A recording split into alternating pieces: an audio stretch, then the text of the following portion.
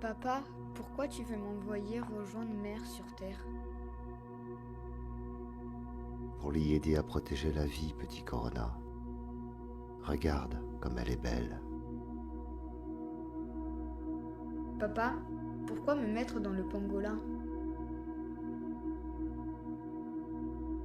Cet animal, Corona, est en voie d'extinction.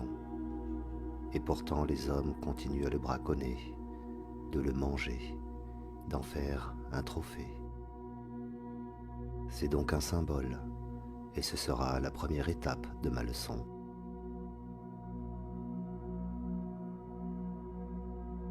D'accord, papa, mais pourquoi tu veux me faire naître en Chine?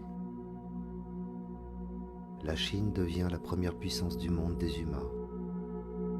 Elle est le symbole de la mondialisation, de l'exploitation et la destruction de toute forme de vie, de l'égoïsme et de l'avidité des hommes.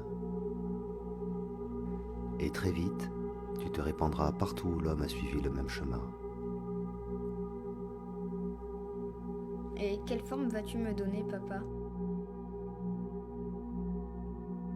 La forme d'une simple vie de plus, invisible pour eux. Un virus qui va principalement infecter leur souffle de vie. Mais pourquoi?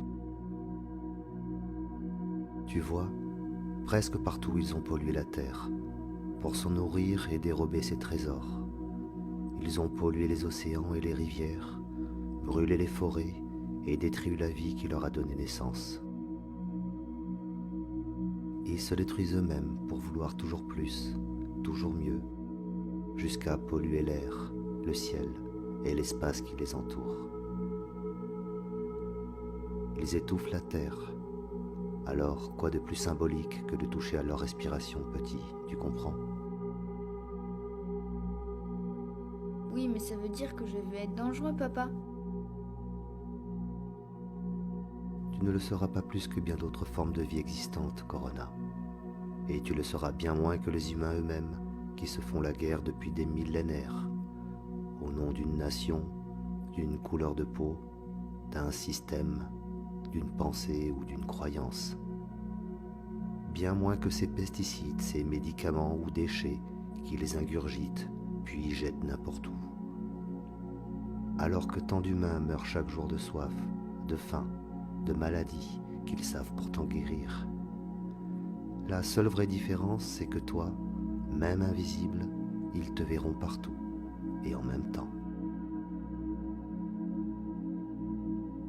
D'accord, papa, mais tu crois que ça va marcher ton truc là, alors? Je comprends pas comment. Puisque les hommes ont perdu la raison du cœur, tu vas les toucher dans leur corps.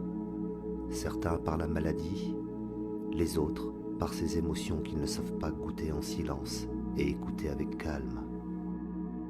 Tu vas aussi les toucher dans leur esprit, ce temple inventé du petit moi, où réside tout leur vieux savoir et conditionnement du passé, rempli de cupidité, d'égoïsme et d'avidité.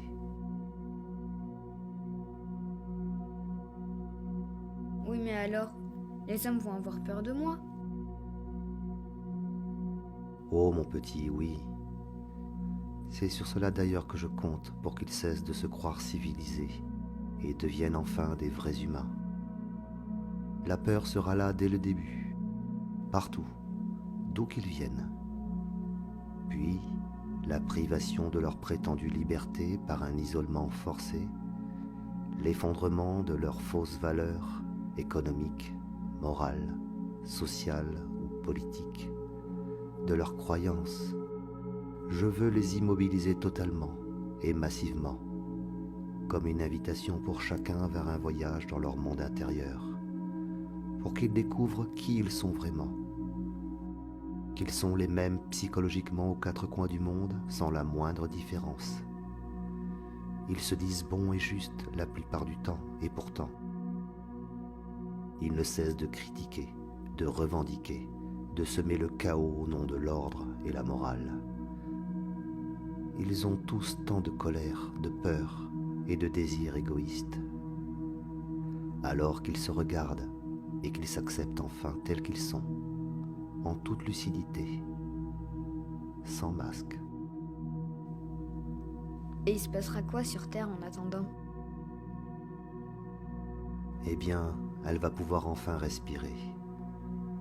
Et dans cet hémisphère nord où tout a commencé, le printemps va pouvoir rayonner comme il ne l'a jamais fait depuis si longtemps.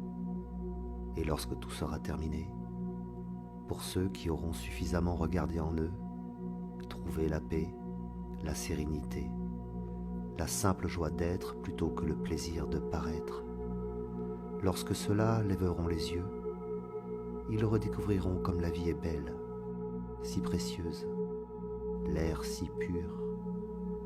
Ils verront des eaux cristallines et entendront le chant du vivant. Ils redécouvriront qu'ils ont une famille, des voisins, souriront de tout et de rien, même à l'inconnu. Et lorsqu'ils retoucheront à la terre, beaucoup lui donneront plus qu'ils n'en prendront. Et peut-être qu'ils seront assez nombreux pour inventer un nouveau monde, dénué du pouvoir de l'ego, du monde du désir et de la peur. Tu es dur, papa. Tu aurais pu alerter avant de taper aussi fort. Mais Corona, avant toi, j'ai envoyé plein d'autres petits, de tout type, des maladies comme des arcs-en-ciel, une simple brise ou la douceur d'une fleur, d'un arbre pour les envelopper, même une poignée d'hommes pour les guider. Certains ont compris, mais ils étaient trop peu, et leur monde s'y cloisonnait déjà. Les humains ont un cœur immense. Quand ils veulent faire quelque chose, ils le font. Ils ont créé de formidables technologies, mais s'en sont servis pour dominer plutôt que pour donner. À l'image de ces hommes qui sont allés sur la Lune et y ont planté un stupide drapeau. Tu es sûr que les hommes vont comprendre cette fois alors? Je ne sais pas, Corona. Je n'ai ni espoir, ni attente. Les hommes ont toujours eu leur destinée dans leur cœur plutôt que dans leurs mains. Peut-être seront-ils bien plus nombreux cette fois-ci à s'ouvrir à la vie et devenir leur propre lumière. Nous verrons bien. Mais je ferai tout ce qu'il faut pour préserver la Terre. Merci, papa, de m'avoir dit tout ça. Alors, tu es prêt maintenant? Oui, papa. Alors, j'y vais.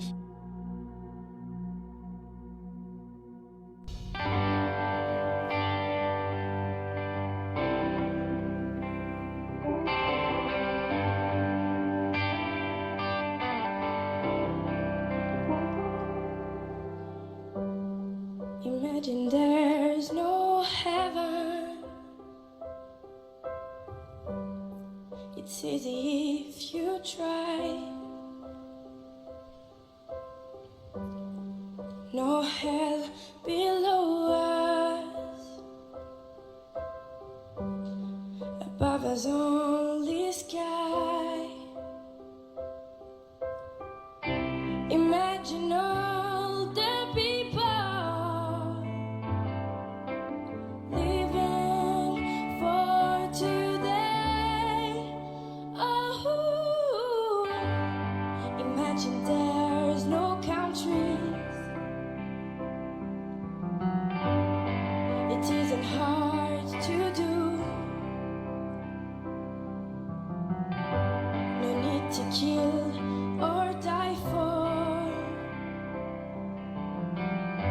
an old religion too. Imagine all the people living life in peace. Oh, you may say I'm a dreamer, but